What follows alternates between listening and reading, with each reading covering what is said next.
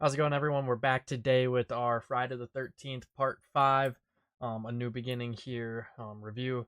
Kind of just dive right on into it. This was one of probably my least, I don't want to say like favorites, but like it's definitely not up there in terms of the last three that I watched. I did enjoy the second, third, and fourth a lot better than this one.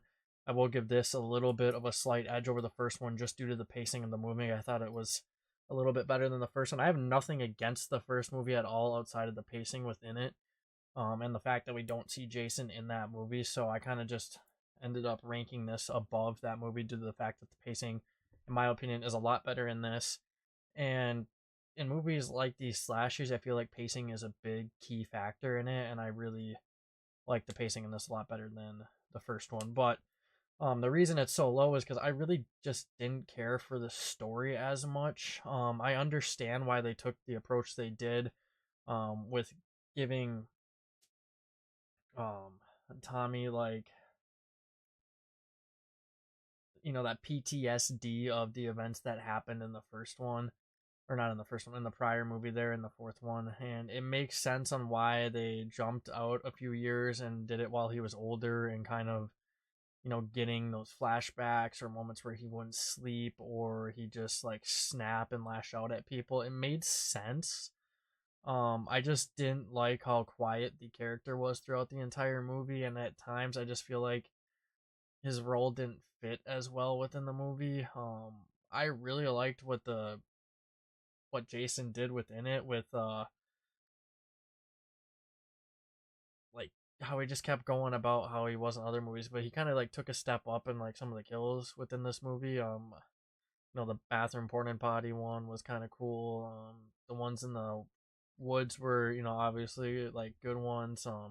He kind of just went a little rogue on some of them. Like some of the kills with the eyes with it was kind of nuts to me, like back to back there in the woods and everything. And I don't know, I like the approach they had with Jason. I just didn't like the story of it with Tommy because I thought like they could have done something different. I wish they would have went a route of maybe like,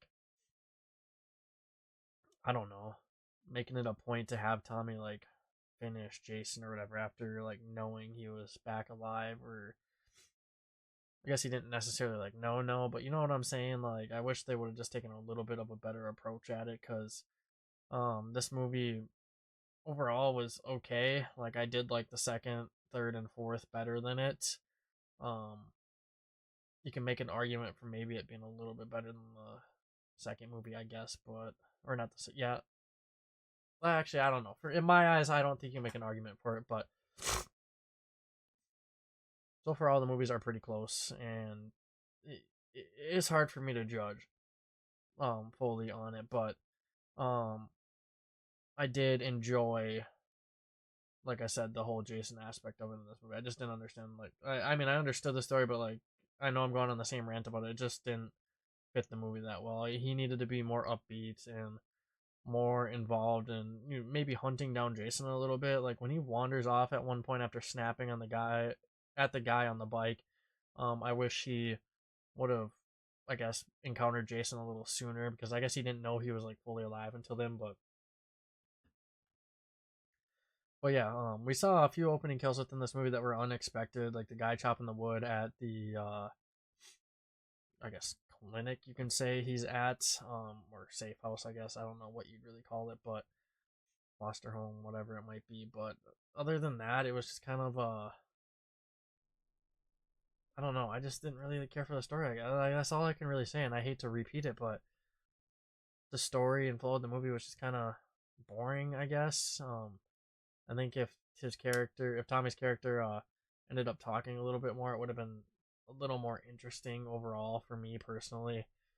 Again, that's the only reason I really have it ranked so low. I wish they would have made him like kind of like this tougher type guy who actually just, didn't have that PTSD and just was like enthused, not like enthused, but like, ready for his next encounter with Jason, knowing that he may still be out there even after burying him. So, um, for me, it would just be something that I would have liked to see different. I can see why people didn't like this movie as much. I was looking at a bunch of different rankings that people had, and I can understand why they didn't like this movie compared to the other ones, or didn't have it as high as the other ones. For me, it was just, again, Tommy's character I did not like. At the end of the movie, we see him kind of, I guess hunting down the lady that he was with. I forget her name, Pam, I believe. Um, but yeah, he's so back and forth. It's an interesting character to see. I haven't seen the sixth one. I think I've seen this fifth one once a long time ago, but I haven't seen the sixth one at all. So it'll be interesting to see kind of how that movie goes because, like I said, I haven't seen it, so it's gonna be brand new to me and it might shock me a little bit. I don't know anything about it, so um, I think that's enough said here about the movie. If you guys have enjoyed the content so far, make sure to leave a like and subscribe or follow if you're on TikTok.